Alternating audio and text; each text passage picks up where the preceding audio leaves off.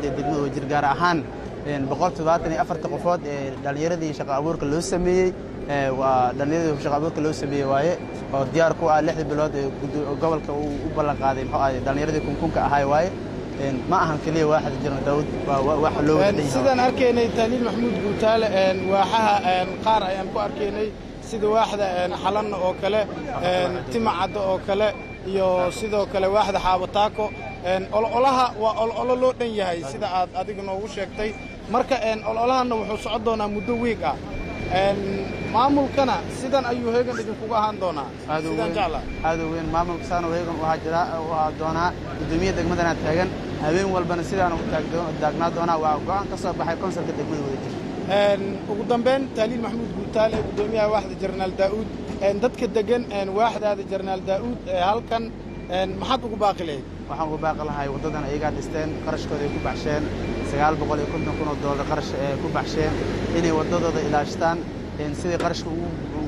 ugu baxsheen inay u ilaashtaan ayagana iskale waxay wiligood lahaa doonaan waaye wadadan waa la yaqaanaa wasay ahaa jirtay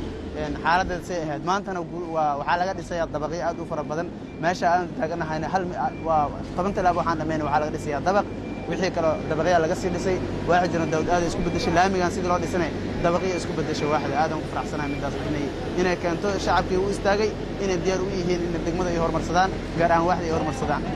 aad iyo aad ayuu u mahadsan yahay kaasina waxa uu ahaa Taliil Maxamuud Guutaale gudoomiyaha waaxda Jarnaal Daawud oo caawa oo jimcaha taariikhdan ku beegan tahay 19 bisha koowaad sanada 2018 inoogu warbixinayay oo nadaafadeed oo dib loogu furay degmada Wadajir socon doonana muddo isbuuca aad ayaad mahadsantahay sida aan hore idinku sheegnaba waxaanu ku sugannahay wadada dheer aada Zoobe kana gasha degmada Wadajir qaasatan Ceelqalow oo nadaafadeed ay ka wadaan qaar ka mid ah maamulka degmada oo dhameystiran ayadoo nadaafadan la sheegay horeba wareysiga aad ku maqasheen aynu wareysanay gudoomiyaha waaxda Jarnaal Daawud Taliil Maxamuud Guutaale haatanna waxa ila taagan gudoomiyaha waaxda Xalane Cabdullaahi Sheekh Axmed ku soo dhawaad marka hore Cabdullaahi Sheekh Axmed mudana amoore aad u maasan tahay ku dhawaad Cabdullaahi Sheekh Axmed sida noo muuqata caawa waa loo dhan yahay wada shaqeynta ololaha nadaafadeed degmada Wadajirna hore bay ugu caan baxday dhanka nadaafadda iyo amniga in ay ayaga garab isku siiyaan ka adiga ahaan maxaad caawa halkan ka leedahay aad ugu baaqi lahayd bulshada ku daawanaysa bismillaah wasalaatu wasalaamu calaa rasuulillaah ba'da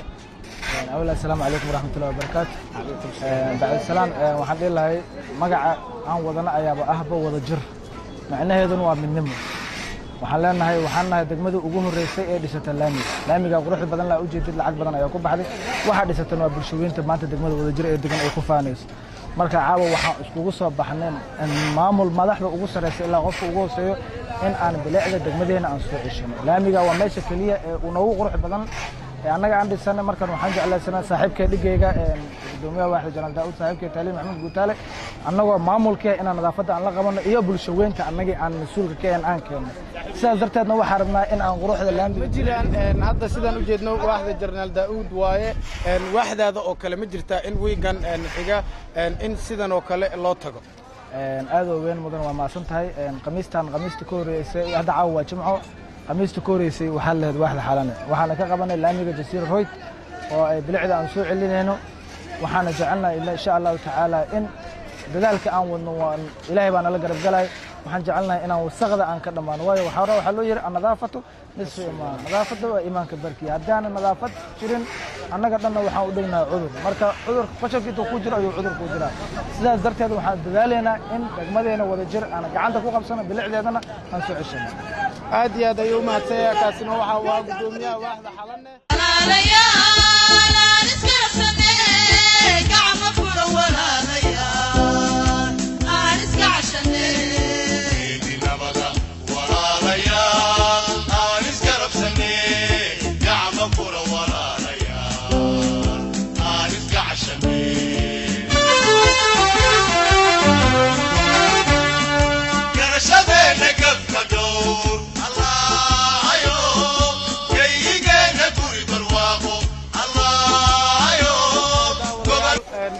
joogtaan waxaan idin leenahay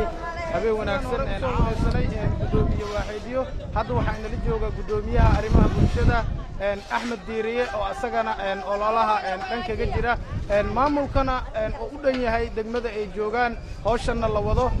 kana socoto waaxda Jarnaal Daa'uud iyo waxaa kalaba hore loogu soo qabtay qaar ka dhimanna hore loo wadi doona markana waxa ay hortaagan guddoomiyaha arrimaha bulshada degmada Wadajir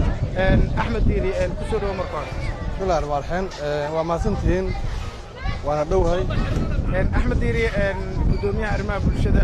degmada Wadajir adigoo ah caawana heegan ugu jira nadaafada ka socota waaxda Jarnaal Daa'uud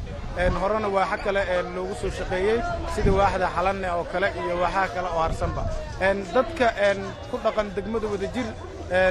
ayagoo isku xiran bay halkan caawa joogaan maxaad ugu baaqleed waaxdan dadka degan bismillaahir rahmaanir rahiim waa horta aad ayaan ugu hambaliynayaa ama ugu bogaadinayaa dadweynaha reer Wadajir sida wanaagsan uga qayb qaataan nadaafadda iyo horumarinta degmada sidaad u jeedin laamigan waxaa dhistay bulshada degmada Wadajir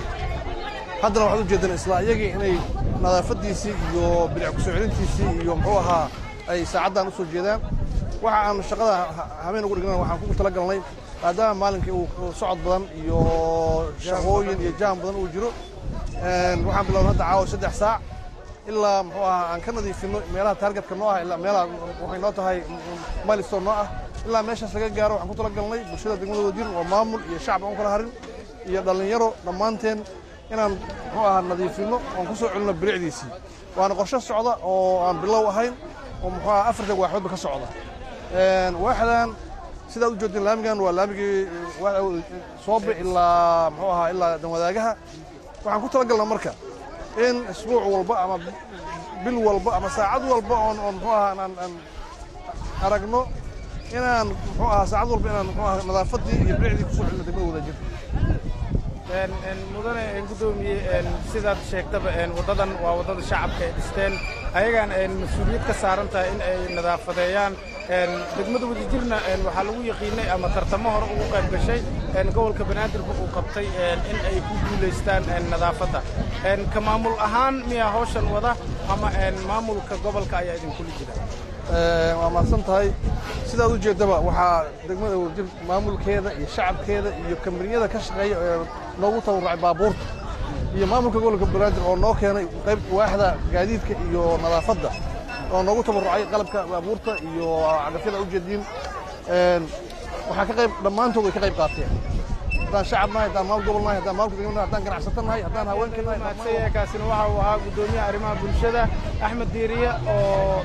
ku dhiirigelinayay dadka heer Wadajir in ay degmadooda nadaafadsadaan ayna xil ka saaran tahay in ay nadaafadooda iyo amnigooda gacantooda ay ayagu ku qabsan karaan aad iyo aad haatanna waa u jeedaan waxaana hor joogta guddoomiyaha ururka haweenka degmada Wadajir Maama Aamino oo caawa ilaa xilligan u soo jeeda sidii wax loogu qaban lahaa nadaafadda degmada Wadajir oo hadda aan taaganahay laamiga